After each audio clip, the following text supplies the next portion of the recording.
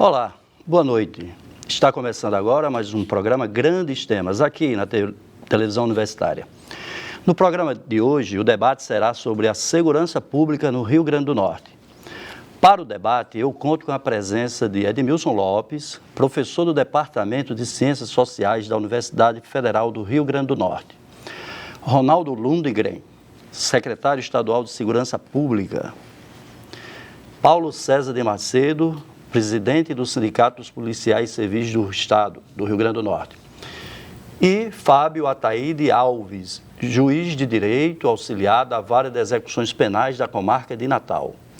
Também professor da universidade, hoje representando a Associação dos Magistrados do Rio Grande do Norte. Sejam todos bem-vindos e obrigado por terem aceitado nosso convite. Vou fazer aqui uma primeira pergunta ao secretário, que acabou de tomar posse, faz pouco tempo, né, secretário? Queria saber se o senhor já fez um diagnóstico da situação estrutural de combate à violência e da violência em si em nosso estado, que pudesse trazer esse panorama para a gente. Boa noite.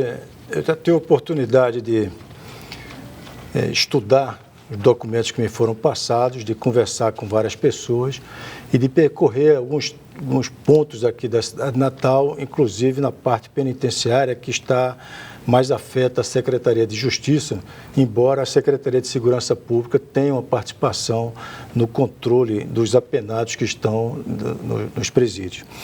E o diagnóstico que eu faço é que aparenta que o Estado deixou de dar uma atenção para o sistema de segurança pública por um longo período.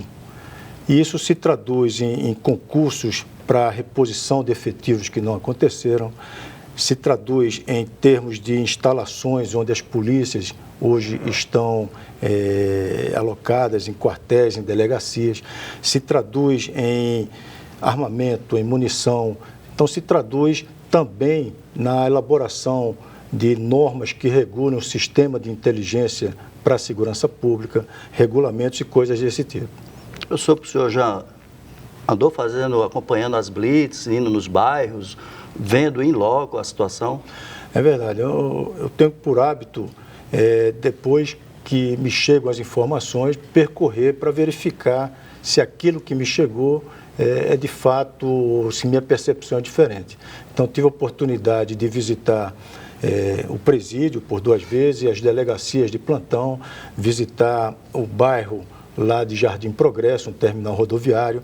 Nesse final de semana eu tive na nossa área integrada de segurança pública 11, que pega os bairros de Pitimbu, Guarapes e Planalto. Ainda não estou com os nomes todos na cabeça, mas visitando essas áreas e procurando falar com a população de tal maneira que procure entender quais os anseios, quais as demandas da população. Professor Edmilson, estudioso das ciências sociais, dos fenômenos sociais, por que é que a sociedade que tem igreja, família, escola, faz campanhas educativas contra a violência, em todos os níveis e de toda a ordem, a violência só tem aumentado, especialmente aqui no nosso estado? Por quê? Qual a explicação sociológica que a gente poderia ter nesse aspecto? Eu espero que ele faça essas perguntas difíceis para os outros também, não só para mim. Mas, em primeiro lugar, boa noite. É uma honra participar mais uma vez de Grandes Temas, com essas companhias tão ilustres. Me permita, Fábio, mas eu queria, em primeiro lugar, desejar boas-vindas ao general. Eu tenho uma expectativa muito positiva em relação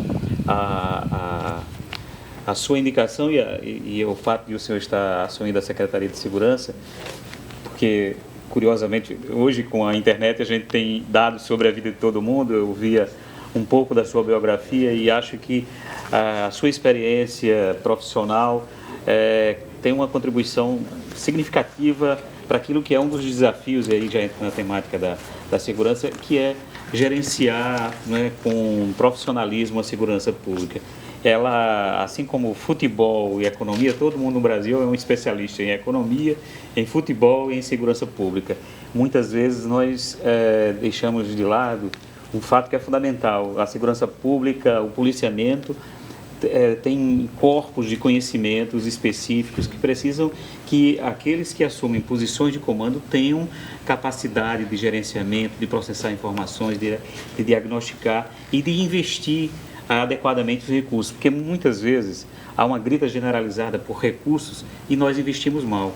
Esse é um dos desafios em relação à segurança pública no Brasil, quer dizer, gerenciar com profissionalismo, e aí a vinda do general é extremamente positiva pela experiência profissional que ele tem, pelo contato, pelo trabalho, desde gerenciar a situação de distribuição de água no sertão, até o trabalho no Haiti ou o trabalho no Rio de Janeiro. Quer dizer, é alguém que tem uma experiência de um tipo de trabalho de segurança pública que envolve aquilo que é o ideal na cabeça da gente, que é uma interação substantiva com a população, porque sem uma relação de confiança da população com o aparelho policial, não tem segurança pública possível, né? O próprio conceito de segurança pública, ele implode se a gente pensa segurança pública como sinônimo exclusivo de ação policial. Mas aí, em relação à violência, eu diria o seguinte: nós temos que pensar que nós temos historicamente sensibilidades diferenciadas. Quer dizer, hoje nós temos uma sensibilidade muito maior para identificar um conjunto de violências que antes não eram identificadas enquanto tal. Então é preciso relativizar um pouco isso, mas dizer o seguinte: temos um conjunto de dados que apontam a insegurança, mas é preciso também perceber como a população percebe a insegurança. Ou seja, às vezes nós temos taxas de homicídios que são tomados como indicador da violência, mas onde é que ocorrem os homicídios? Eles ocorrem em áreas que não são aquelas das pessoas que estão dizendo que estão vivendo uma situação de insegurança, porque a sua percepção é baseada em outros elementos. E aí, trabalhar com informação, processar a informação, trabalhar com profissionalismo nessa área é fundamental, eu diria estratégico. E eu, como eu ia dizendo anteriormente, acho que profissionalizar o trabalho da segurança pública no Brasil é fundamental para enfrentar a violência, para a gente não ter a gestão da segurança dominada por demagogos ou por pessoas que acham que com o achismo resolve o problema. Doutor Fábio, o senhor que trabalha também na universidade, pesquisando, orientando alunos nessa temática da violência, qual o perfil do nosso apenado? Hoje, o apenado do Rio Grande do Norte tem protagonizado muitas fugas, né? Dos presídios, porque envolve também aí a questão da liberdade, que é um bem de qualquer pessoa. Qual é o perfil desse apenado e por que há tantas fugas no Rio Grande do Norte? Também eu vou acompanhar um pouco o professor Edmilson e falando dos especialistas, eu acho que isso é uma questão, eu acho fundamental e importância. O campo da segurança, ele tem que ser um campo dos especialistas.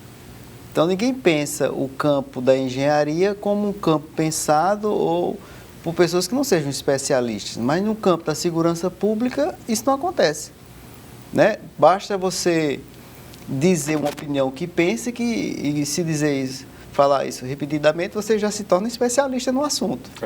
Parece que não é por aí. Existem muitos especialistas e a gente tem que fazer a seleção de quem é especialista, quem está se dizendo especialista no assunto da segurança e quem efetivamente tem experiência e é especialista nesse assunto. Então, a gente tem que começar a pensar, então, de pesquisas, né, em busca dos especialistas, ou seja, dos pesquisadores, daqueles que entram no campo, e não dos que estão fora do campo, principalmente se a gente está tratando de segurança. A gente tem que ter como universo esse campo primeiro dos encarcerados.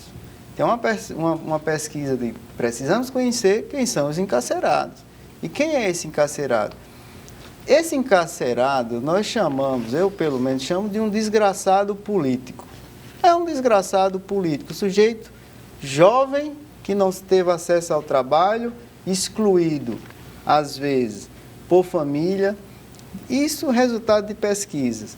Afetado por mobilidade, então é um sujeito que morou aqui, está há 6 meses, está ali, veio do interior.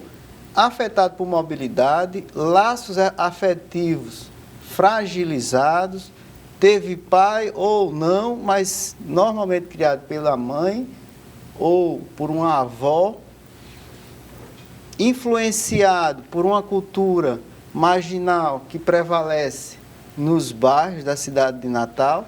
Esse é o sujeito. sujeito muitas vezes que não tem perspectiva e que encontra no crime, né, uma saída, né, para a sua juventude. É esse o universo. Então a população às vezes associa a criminalidade urbana como algo de pessoas, né, perigosas, pessoas monstruosas. Mas quando você vai identificar ou classificar essas pessoas, você identifica que essas pessoas estão tão temerosas como nós que estamos aqui do outro lado da sociedade. E é importante também analisar outra questão. A sociedade se preocupa basicamente, ou seja, os nossos especialistas se preocupam exclusivamente com a segurança aqui na sociedade, mas se esquece da segurança dentro do cárcere, que é outra coisa que a gente devia passar a pensar. O cárcere é seguro? Evidentemente, no Rio Grande do Norte, o cárcere deixou de ser um ambiente seguro. Como é que a gente sabe disso? Pelo surgimento das facções criminosas. O surgimento das facções criminosas é um sinal de que o cárcere se transformou num lugar muito inseguro. E se você potencializa essa insegurança dentro do cárcere, você também está potencializando a insegurança fora dele. O que nós devemos fazer para tratar da segurança? Claro que ninguém da sociedade vai pensar nisso, mas um especialista pode pensar nessa solução. A gente tem que pensar na segurança dentro do cárcere. Transformar o cárcere num lugar seguro e que se fale, antes de segurança pública, se vale em segurança de direitos, segurança jurídica. Se você tiver segurança jurídica dentro do cárcere, tiver acomodação de direitos, se o direito do preso for alcançado num prazo satisfatório, evidentemente ele não vai precisar se associar à facção criminosa. Ele não vai precisar dizer que eu represento uma facção, como se isso fosse uma garantia para que ele não sofresse nenhuma violação de direito dentro do cárcere. Paulo César, do sindicato, né? Dos policiais civis do Rio Grande do Norte, e representa uma categoria que está lá na ponta, né? Lidando diretamente com a violência e também tendo que proteger a sua própria vida, né? Como é que está a questão para o policial civil hoje? Olha, o policial civil, ele é um herói anônimo no meio da multidão, né? Ele se infiltra, ele faz as suas campanas, ele faz as suas investigações e ele não pode aparecer de imediato. Então, o policial civil, por exemplo, eu sou morador de Mãe Luísa, há 53 anos, no bairro que no passado já foi mais perigoso do que hoje, mas continua sendo violento, até porque o sindicato do RN, ele foi fundado no bairro de Mãe Luísa, e lá continua a predominância, né? Então, a questão do policial civil em si, ele passa pela questão de estrutura de trabalho, nas condições de trabalho, né? Nós temos policiais que vão à rua ainda com um revólver, muitos deles sem colete, então isso fragiliza aquele policial, né? Quando ele vai às ruas sem os seus equipamentos. O policial civil que hoje ingressa na polícia com nível superior, né? E ele tem que morar num bairro periférico, porque o seu salário, mesmo ele tendo uma investidura do cargo de nível superior, o seu salário é inferior a muitos cargos que não tem o risco que corre o policial, seja ele civil ou militar, um salário bem aquém do que eu deveria receber. Hoje nós temos aí uma evasão de policiais que ingressaram no concurso de 2009, que estão saindo da polícia, né? Como eu entreguei um gráfico aos senhores, eles estão saindo, procurando outras áreas, porque eles não têm uma percepção de melhoria financeira na sua situação para dar garantia a ele e a sua família, né? Tanto de sustento quanto de morar num local que seja menos arriscado para ele e para a sua família do que o que vive hoje. Então, tem toda essa gama de problemas, e aí o sindicato tem lutado ao longo de seus 25 anos, né, para melhores condições de trabalho. Nós pedimos, e aí, secretário, nós temos, muitas vezes o governo diz, não, sindicato eu não converso. Mas o sindicato, ele traz para o governo da realidade do dia a dia das delegacias. Nós trazemos a estrutura das delegacias, né? Nós temos delegacias que, infelizmente, tivemos que interditar agora recentemente 3 delegacias. E aí isso traz um prejuízo para a sociedade daquele bairro. Por exemplo, o 11º Distrito Policial, ia desabar. Ela foi removida da cidade satélite para a cidade da Esperança. A 13ª na Ridinha, estava desabando. Ela saiu da Ridinha, foi para o Panatins. Aquele morador da Ridinha ficou menos desassistido na área de segurança, né? Nós tínhamos o 7º Distrito Policial, secretário, que já faz mais de 2 anos que foi fechada. Agora que está sendo reaberta no bairro Nordeste. Mas ela foi tirada do bairro das Quintas para Felipe Camarão, né? Então, aquele bairro também ficou desmobilizado, ficou com pouca segurança. Então, são essas coisas que a gente vem cobrando da nossa gestão, tanto da Delegacia Geral quanto dos secretários que passaram por aí, e cobramos do governo também que tem passado. Então, tudo isso o sindicato traz, não para dizer que é bonzinho, mas para mostrar ao governo onde está tendo algumas falhas que necessita, sim, de envolvimento do governo na questão de investimento naqueles setores. Então, estamos essa situação, o efetivo nosso hoje, que deveríamos ter, por exemplo, 4.000 agentes de polícia, nós temos 1.231. Nós deveríamos ter 350 delegados, nós temos 195. Nós deveríamos ter 800 escrivãos, nós temos 203 escrivãos para todo o estado do Rio Grande do Norte. Então, nós temos, se formos olhar, nós temos 40% do nosso efetivo ocupado e 60% vago. Se fizermos no geral, se formos fazer por cada cargo dentro da Polícia Civil, o escrivão de polícia tem 30% ocupado, 70% vago. O agente de polícia tem 46%, né, ocupado, 64 vagos. O delegado de polícia ele tem 55 ocupados e 45 vagos. Isso falando em termos percentuais. E isso é bastante prejudicial na questão da segurança pública, porque nós é que fazemos a Polícia Judiciária. A Polícia Civil ela é os olhos do Judiciário e do Ministério Público, para que aí sim aqueles que venham a cometer atos infracionais ou crimes, eles sejam efetivamente punidos na forma da lei. Mas, com licença aqui. Claro, pode falar. Não pinte o quadro tão negativo, senão você faz a gente perder o nosso secretário. Não, vai dizer, nossa, dentro dessa realidade. O secretário, ele Já está sabendo. eu até parabenizo o secretário pelo seu aniversário hoje e pela sua atitude em loco, né? Verificar como funcionam as unidades policiais, seja delegacias de polícia, muito positivo, seja os batalhões, né? Seja as companhias de polícia, e que dirija-se também às distritais, né? Porque quem está mais próximo da sociedade não são as especializadas, são as distritais. As distritais é que lidam, estão ali no dia a dia, na polícia comunitária com a sociedade, né? Eu trabalhei agora 5 anos no 4º Distrito Policial, antes de ir para a presidência do sindicato, e lá eu recebia informações preciosas, né, com relação à investigação. O 5º distrito é onde? O 4º distrito é em Mãe Luísa, né? Mãe Luísa. Então, eu trabalhava na delegacia do bairro que moro, e nasci e me criei, né? E trabalhei no 5º distrito e tinha informação da sociedade. A sociedade via naquela delegacia de que podia passar uma informação sem que seu nome fosse divulgado, e a gente chegar aos criminosos com as ferramentas, é claro, que a polícia investigativa tem para chegar a eles e não punir, por exemplo, pessoas que fossem indicadas sem tê-las cometido o crime. Não haver injustiça, né? Tivemos caso lá em que um cidadão teve que tentar matar um outro cidadão, mas que a culpa não foi dele.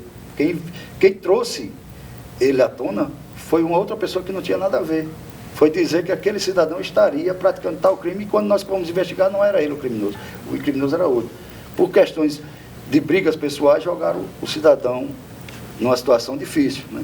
Se nós tivéssemos ido bruscamente em cima dele, nós teríamos prendido um inocente. Então, isso, a polícia comunitária, que já se foi falado, né, que ela tem que estar mais próxima da sociedade, ouvir a sociedade, né? E aí a gente tem que ter, eu cobro muito investimento no social, né? Eu cobro muito investimento no social. Todas as vezes que eu falo, eu digo, os crimes eles vêm, começa na família, né? Porque segurança pública é um dever do Estado, direito e responsabilidade de todos. Então, quando a família falha, e aí, a maioria das vezes a família tem falhado muito, a questão de dar o amor ao filho, de dar o carinho, de dar a atenção, quando ele não tem isso em casa, ele vai ter na rua. E quem é que vai dar isso a ele? O chefe da facção criminosa.